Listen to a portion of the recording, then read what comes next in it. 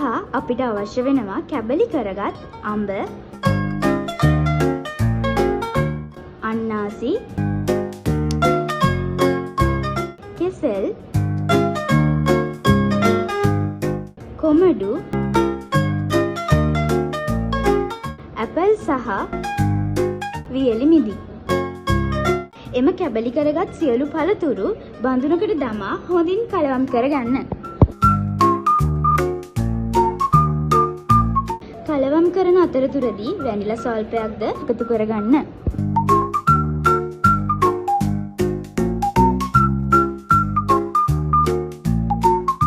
අවසානයේදී අයිස්ක්‍රීම් දමා අලංකාර කොට මෙය පිළිගන්වන්න.